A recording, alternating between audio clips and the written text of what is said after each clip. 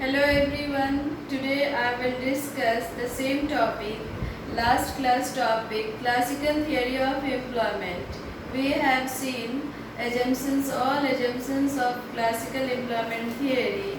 On those assumptions, today I will prepare complete classical model of employment. Now we see determination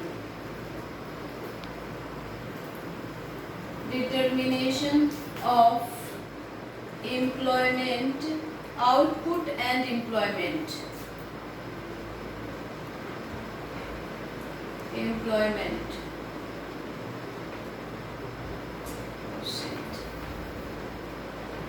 Output and employment.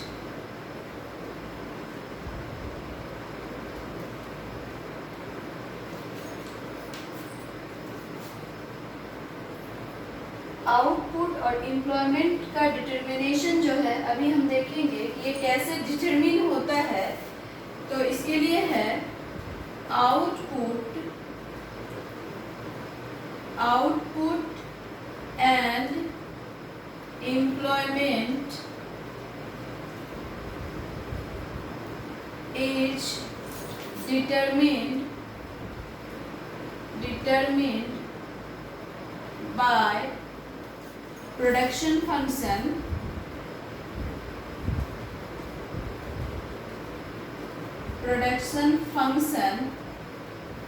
and the demand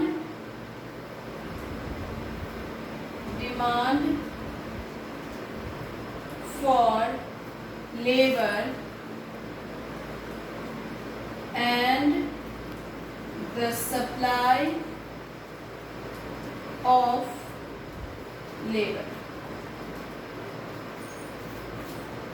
यानी कि क्या देखेंगे, employment क्या देखेंगे, production function और demand supply labour के द्वारा जो है हम डिटरमिन करेंगे आउटपुट एंड एम्प्लॉयमेंट। तो प्रोडक्शन फंक्शन हम जानते हैं, प्रोडक्शन फंक्शन एक शॉर्ट टर्म प्रोडक्शन फंक्शन हम लिखेंगे तो वो क्या होगा, यदि हम आउटपुट को Q से इंडिकेट करें तो हमारा फंक्शन होगा फंक्शन ऑफ LKN, और भी होगा इंटरप्रेन्योर भी होगा क्योंकि शॉर्ट रन में हम ले सकते हैं। लेकिन अभी हम देखते हैं Q is the function of LKN where Q is production and L is labor, K is capital, N for land or natural resources। तो शॉर्ट रन में क्या होता है कि ये दोनों जो है वो कांस्टेंट होगा। इसका मतलब क्या हुआ कि इसमें जो है बदलाव नहीं कर सकते हैं इसमें, यानी कि शॉर्ट, चूंकि हमारे पास टाइम बहुत कम है, यदि हम प्रोडक्शन बढ़ाना चाहते हैं तो क्या करना पड़ेगा, हमारा L को बढ़ाना पड़ेगा, लेबर को बढ़ाना पड़ेगा। क्योंकि ये क्या हो जाएगा फंक्शन, देयरफॉर Q क्या हो जाएगा, फंक्शन ऑफ L। तो हम इसको कह सकते हैं output is the function of number of labours. यानी कि आउटपुट जो है हमारा लेबर का है, it's Q is the function of labour. यदि इससे ये इसका फंक्शन है तो इसके घटने से क्या होगा, आउटपुट हमारा घटेगा और इसके बढ़ने से आउटपुट बढ़ेगा। लेकिन हम जानते हैं लॉ ऑफ वेरिएबल प्रोपोर्शन से भी पता चलता है कि शॉर्ट रन में जो है फैक्टर को हम घटा बढ़ा सकते हैं, उसको एक लिमिट तक बढ़ाएंगे तो हमारा प्रोडक्शन बढ़ेगा। लेकिन उसके बाद भी यदि हम बढ़ाते चले गए तो क्या होगा, लॉ ऑफ डिमिनिशिंग रिटर्न जो है प्रोडक्शन में ऑपरेट होने लगेगा। तो सेम यहाँ पर होगा कि जब हम स्टार्टिंग में L को बढ़ाएंगे तो हमारा आउटपुट बढ़ेगा, लेकिन एक पॉइंट पर जाने के बाद क्या होगा कि हमारा आउटपुट घटना स्टार्ट होगा। तो उसके लिए हम दिखाएंगे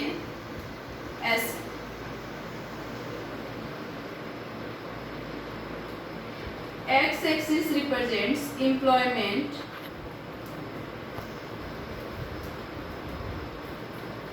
y axis represents output। अब हम देखते हैं कि ये हमारा प्रोडक्शन फंक्शन है, ये हमारा Q is the function of L। अब हम देखते हैं कि जब हमारा Q1 था हमारा अमाउंट ऑफ प्रोडक्शन, तो हमारा एम्प्लॉयमेंट लेबर का L1 था। जब हमारा प्रोडक्शन Q2 हुआ तो हमारा जो है एम्प्लॉयमेंट लेवल L2 था। लेकिन जैसे ही Q2 से हमारा प्रोडक्शन Q3 हुआ तो ये हो गया L3। अब हम देखते हैं इसी समय हमको दिख जा रहा है कि जो ये है डिस्टेंस इसका है उससे ये ज़्यादा है। इसका मतलब यहाँ पर Q3 लेवल पे, प्रोडक्शन के Q3 लेवल पे जो है डिमिनिशिंग रिटर्न जो है वो ऑपरेट होने लगा प्रोडक्शन में। और नेक्स्ट यदि हम Q4 में जाए, प्रोडक्शन लेवल Q4 लें तो हम देखेंगे कि क्या होता है। ये देखिए L4 ये और भी बढ़ गया, यानी कि जब हम L3 से L4 एम्प्लॉयमेंट को बढ़ाए तो हमारा प्रोडक्शन क्या हो गया, घट गया। इसका मतलब है डिमिनिशिंग रिटर्न लागू हो गया प्रोडक्शन में। तो हम देखते हैं कि L का फंक्शन है, तो लेबर को एक बिंदु तक हम बढ़ाएंगे तो हमारा प्रोडक्शन बढ़ेगा, और एक बिंदु के बाद और अधिक बढ़ाएंगे तो हमारा जो है प्रोडक्शन कम होगा जितना हम लेबर को लगाए प्रोडक्शन में। वो इसलिए इस ऐसे भी क्लासिकल जो थ्योरी का जो हम लोग एजम्पशन देखे थे उसमें ये था कि जो प्रोडक्शन में है law of diminishing return operate होता है। अब नेक्स्ट हम देखेंगे कि लेबर मार्केट में किस तरह इक्विलिब्रियम होता है, उसके लिए हम एक डायग्राम। नेक्स्ट अब हम लोग देखते हैं labour market equilibrium. Labour market equilibrium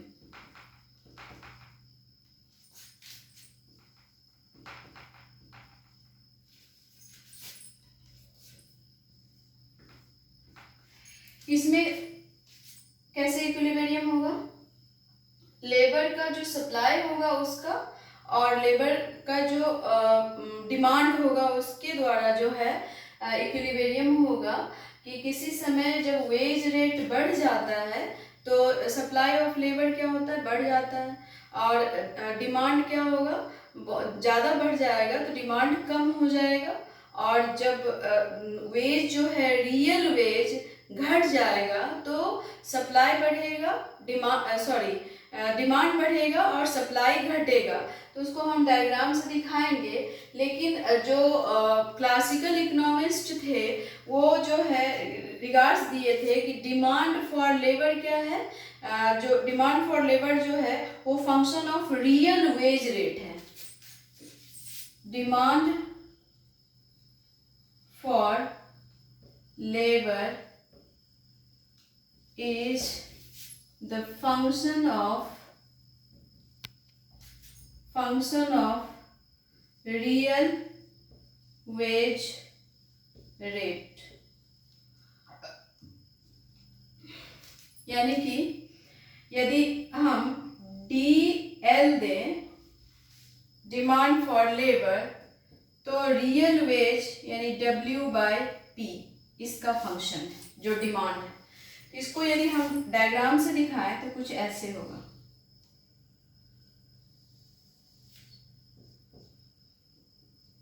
यहाँ पर हम दिखाएंगे वेज रेट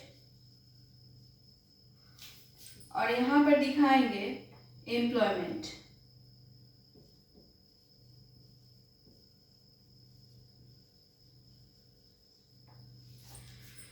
जो डिमांड कर्व होगा लेबर का वो जो होगा लेफ्ट टू राइट ही जाएगा, क्योंकि जो रियल वेज जो है बढ़ने से डिमांड जो है घटेगा।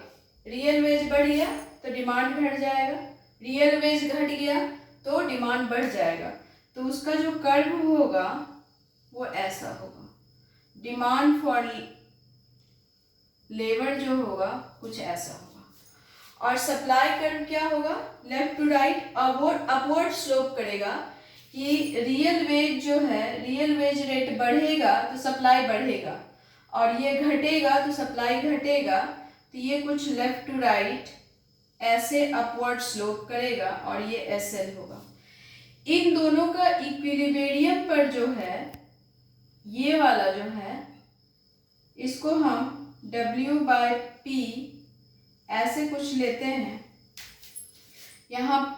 तो ये इक्विलिब्रियम है जो फुल एम्प्लॉयमेंट का दिखा रहा है, यानी कि ये जो है NF दिखा रहा है ये। अब इस जो है ऐसे भी एज्यूम किया गया कि किसी समय डिविएट हो सकता है, डिविएट हो जाएगा तो इकोनॉमी में ऐसा पावर है कि वो फिर से इक्विलिब्रियम पर हो जाएगा। वो कैसे, यदि किसी समय, यदि हम इसको 0 लें, किसी समय रियल वेज जो है वो बढ़ जाता है, बढ़ के कुछ ऐसा हो जाता है W/P1 ऐसे कुछ हो जाता है। तो इस कंडीशन में हम देखते हैं ये यदि A ले लें और ये B ले लें तो हम देखते हैं कि वेज बढ़ा तो हमारा डिमांड कर्व ये है, हमारा डिमांड जो है वो घट गया और ये हो गया W/PA, डिमांड हमारा ये हो गया। लेकिन चूंकि रेट बढ़ गया, वेज रेट रियल, तो हमारा जो है सप्लाई जो है वो W/P1 इससे क्या हो गया, B हो गया। इसका मतलब इतना AB के बराबर जो लेबर है वो एक्सेस लेबर है जो कि एम्प्लॉयड नहीं है। वो एम्प्लॉयमेंट चाह रहा है लेकिन एम्प्लॉयड नहीं है, वो अनएम्प्लॉयड है। तो ये जो AB है वो अनएम्प्लॉयमेंट है, अनएम्प्लॉयमेंट है, एम्प्लॉयमेंट है ये वाला AB। ये एरिया जो है अनएम्प्लॉयमेंट का एरिया है। अब चूंकि अनएम्प्लॉयमेंट जो है AB के बराबर क्या है, अनएम्प्लॉयड लेबर है। तो अनएम्प्लॉयड लेबर है तो सप्लाई ज़्यादा हो गया, डिमांड कम हो गया। जब सप्लाई अधिक है तो प्रोड्यूसर क्या करेगा, वेज रेट को घटा देगा, क्योंकि सप्लाई ज़्यादा है। तो वो क्या करेगा, वेज रेट को घटा के फिर से वेज क्या आ गया, इक्विलिब्रियम पर आ गया। यदि किसी समय ऐसा डिविएशन होता है कि वेज रेट कम हो जाएगा, अभी क्या डिविएशन दिखाए कि वेज रेट बढ़ गया, रियल वेज रेट बढ़ गया। अब दिखाते हैं कि किसी समय ऐसा डिविएशन हो गया कि वेज रेट घट गया, तो क्या होगा। तो वेज रेट जब घट जाएगा कुछ ऐसे W/P ऐसा कुछ होगा, और हम इसको C और D देते हैं। तो हम देखते हैं वेज रेट घट गया तो हमारा जो डिमांड है लेबर का वो बढ़ गया, ये W/P 2 से D हो गया, इतना हो गया। लेकिन जो सप्लाई है वो घट गया, सप्लाई कितना है, ये W/P 2C इतना है। इसका मतलब है कि डिमांड अधिक है, सप्लाई कम है। तो सप्लाई कम रहेगा, डिमांड अधिक रहेगा, तो ऐसे भी लॉ ऑफ डिमांड भी बोलता है कि प्राइस बढ़ेगा, यानी कि वेज रेट बढ़ जाएगा और ये फिर से इक्विलिब्रियम पर आ जाएगा। तो यहाँ पर क्या है, एक्सेस डिमांड है, एक्सेस डिमांड है। तो फिर से क्या हो जाएगा, वो इक्विलिब्रियम पर आ जाएगा। तो इस प्रकार हम देखते हैं कि इक्विलिब्रियम से कोई भी डिविएशन हो, वो डिविएशन चाहे डिविएशन का मतलब है कि चाहे वेज रेट बढ़े या घटे, जो इकोनॉमी में जो स्वतः जो है इक्विलिब्रियम पर लाने का जो पावर है वो एक्टिव हो जाएगा और क्या होगा, इक्विलिब्रियम पर आ जाएगा और वहीं पर फुल एम्प्लॉयमेंट होगा। अब नेक्स्ट जो है हम दिखाते हैं ये गुड्स मार्केट इक्विलिब्रियम। नेक्स्ट अब हम देखते हैं गुड्स मार्केट में कैसे इक्विलिब्रियम होगा। Goods market equilibrium, goods market equilibrium कब होगा, जब जो सेविंग है वो इन्वेस्टमेंट के बराबर हो जाएगा। लास्ट क्लास ही हम बताए थे कि क्या होता है, टोटल इनकम क्या होगा, C+S। कंज्यूमर की तरफ से क्या होगा, हम कुछ तो कंज्यूम करेंगे, कुछ सेव करेंगे और यही सेविंग क्या हो जाएगा, इन्वेस्टमेंट हो जाएगा। इसलिए जो है इसको आप ऐसे कट करोगे तो क्या हो जाएगा, S = I, ये दोनों क्या होगा, बराबर होगा। तो हम दिखाएंगे कि गुड्स मार्केट में कब होगा इक्विलिब्रियम, जबकि सेविंग जो है इन्वेस्टमेंट के बराबर होगा। When saving is equal to investment, then there will be equilibrium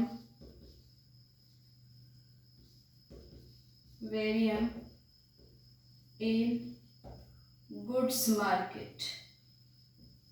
goods market, और ये कैसे इक्विलिब्रियम आएगा, I = S होना है, यानी कि सेविंग इज इक्वल टू क्या होना है, I = S। यदि इन दोनों में डिविएशन होता है, ये कंडीशन तो हमेशा रहेगा नहीं।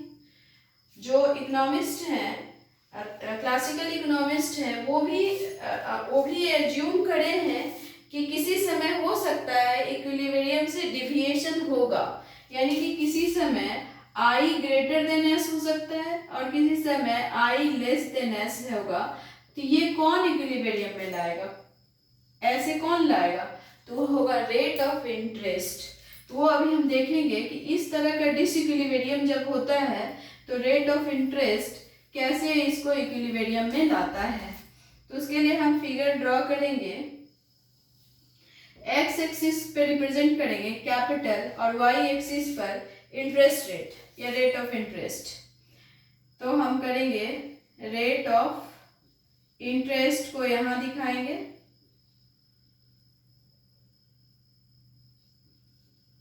यहां दिखाएंगे और यहां पर कैपिटल को दिखाएंगे।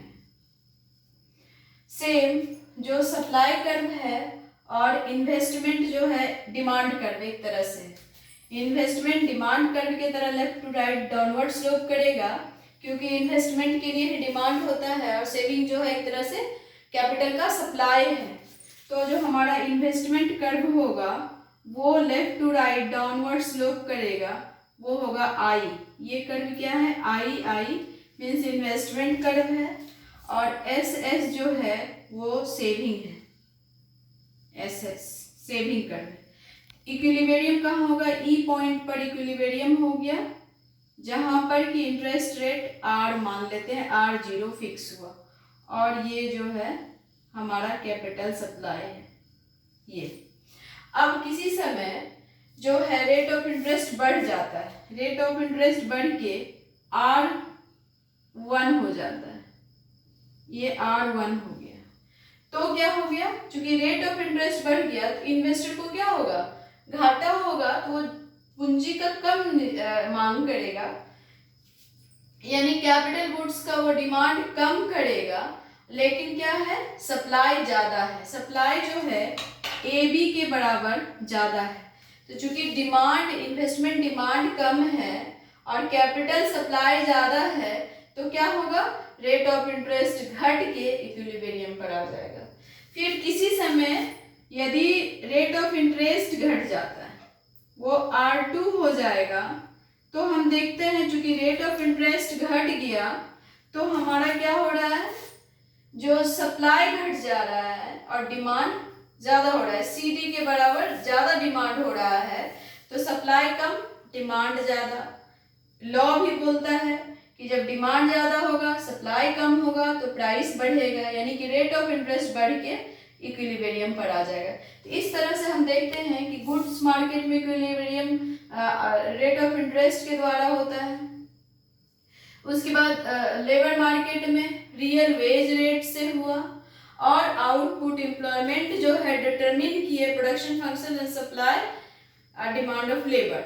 अब इन तीनों फिगर से हम निकालेंगे कंप्लीट मॉडल जो है, हम दिखाएंगे फुल एम्प्लॉयमेंट का, जो क्लासिकल थियोरी लेके चलता है इकोनॉमी में, जो है फुल एम्प्लॉयमेंट रहता है। और सेज जेबी से जो लॉ ऑफ मार्केट को एडवोकेट करता है उसमें भी है कि जो है इकोनॉमी फुल एम्प्लॉयमेंट में रहेगा और ओवर प्रोडक्शन नहीं होगा, और किसी समय ओवर प्रोडक्शन होता भी है तो उसका एडजस्टमेंट हो जाएगा।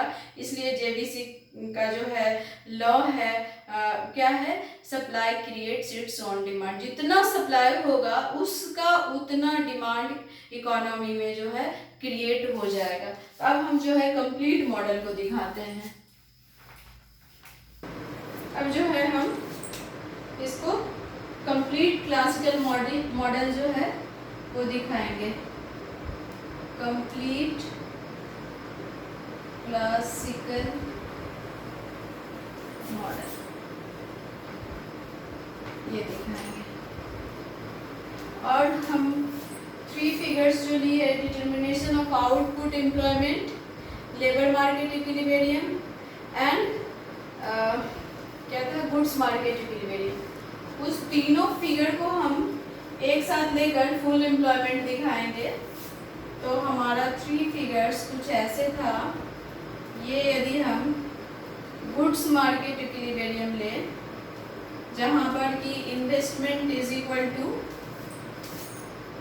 सेविंग, यहाँ पर क्या था, इसमें x ये कैपिटल था, और इस पे हम दिखाए थे S is equal to I, और कुछ इस तरह करके हमारा डायग्राम था। ये था सप्लाई ऑफ कैपिटल, और ये इन्वेस्टमेंट सेविंग, और ये इन्वेस्टमेंट था। तो जो हमारा इक्विलिब्रियम आया था वो कुछ यहाँ आया था। अब नेक्स्ट हम दिखाते हैं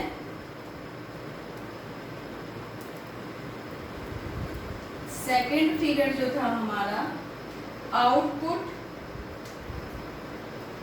और इस पे हमारा था एम्प्लॉयमेंट एक्स एक्सिस पर, और फिगर कुछ ऐसे था,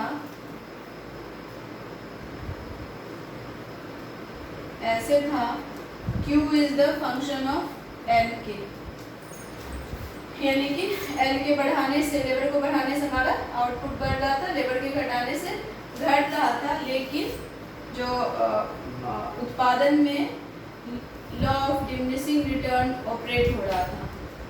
तो ये जो है कुछ ऐसे आएगा। हालांकि ये फिगर जो है आउटपुट वाला हमको यहाँ पर, चलो ठीक है, यहाँ पर बढ़ने लगेगा। ये जो आएगा हमारा वो NF है, साइड में लिखते हैं, ये NF है, यानी कि ये फुल एम्प्लॉयमेंट का लेवल है। ये जो है इतना लेबर, ONF के बराबर जो है लेबर फुल एम्प्लॉयमेंट पर है। और नेक्स्ट जो है वो हमारा X Y, इसमें भी क्या था, यहाँ पर वेज रेट था, रियल वेज रेट, ये हो गया वेज रेट, और ये भी था एम्प्लॉयमेंट था, और सप्लाई और डिमांड फॉर लेबर था, और ये भी जो है ये NF इक्विलिब्रियम हुआ। ये जो है supply of labour SL, and this is demand of labour. तो यही जो है फुल एम्प्लॉयमेंट का लेवल है, यानी कि जो लोग काम करना चाहते हैं वो काम में लगे हुए रहेंगे, वो बेरोजगार नहीं रहेंगे।